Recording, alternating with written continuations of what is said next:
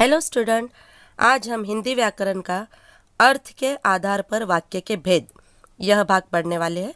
तो चलिए बिना देर करे वीडियो स्टार्ट करते हैं। अर्थ के आधार पर वाक्य के 8 भेद होते हैं।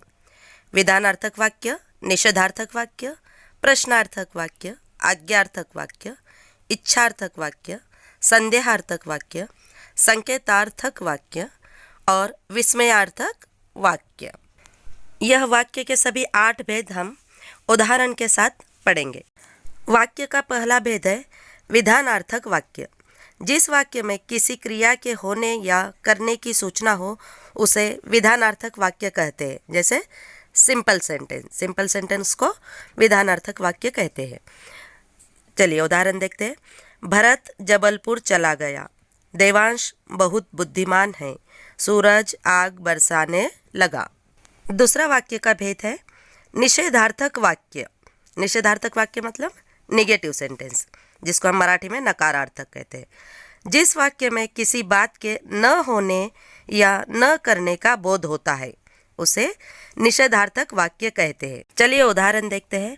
तनिषा धूप में मत जाओ। मत जाओ का अर्थ नहीं जाओ, यहाँ नहीं का बोध हो रहा है। फ्रिज में तिल रखने की भी जगह नहीं थी। तीसरा वाक्य है मगर सोनू में कोई हरकत नहीं हुई। तीसरा वाक्य का भेद है प्रश्नार्थक वाक्य। यह एकदम इजी है। जिस वाक्य में किसी प्रकार का प्रश्न किया गया हो उसे प्रश्नार्थक वाक्य कहते हैं। और एक सिंपल ट्रिक है कि उसमें प्रश्नार्थक चिन्ह भी होता है। पहला वाक्य, नीरज घर कब आएगा? पूनम तुम अब तक कहाँ थी? दादी सोनू को क्या हो गया? चौथा वाक्य का प्रकार है आज्ञार्थक वाक्य। जिस वाक्य में किसी भी प्रकार की आज्ञा या प्रार्थना का बोध होता है उसे आज्ञार्थक वाक्य कहते हैं, यानी ऑर्डर दिया हो या फिर रिक्वेस्ट की हो। चलिए वाक्य देखते हैं।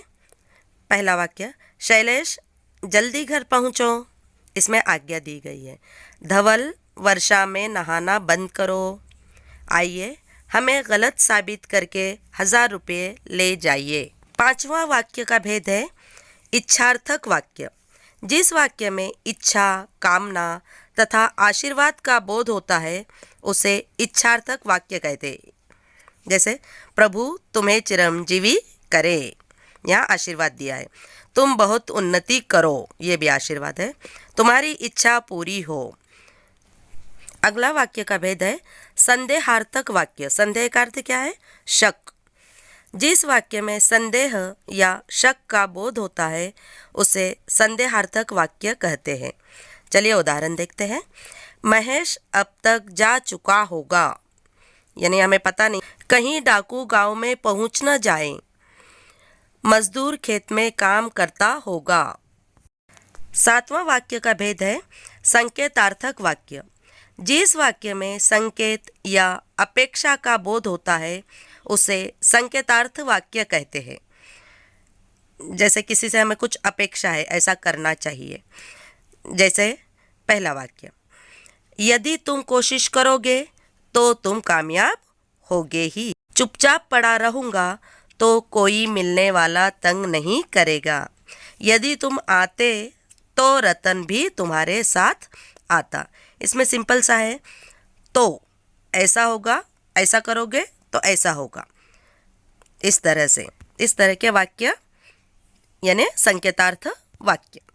आखिरी वाक्य का भेद है 8वां, विस्मयार्थक वाक्य, यानी जिसे मराठी में उद्गारार्थी वाक्य कहते हैं। जिस वाक्य में हर्ष, शोक, विस्मय, घृणा आदि का बोध होता है उसे विस्मयार्थक वाक्य कहते हैं। चलिए उदाहरण देखेंगे। वाह क्या सुंदर दृश्य है। दूसरा वाक्य, अरे तुम आज ही आ गए। छी कितनी गंदगी है यहाँ।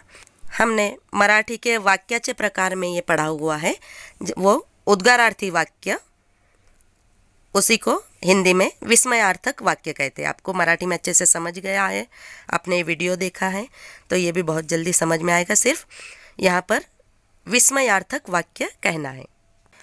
उम्मीद है आपको मराठी की तरह ही हिंदी के भी वाक्य के भेद समझ में आए होंगे।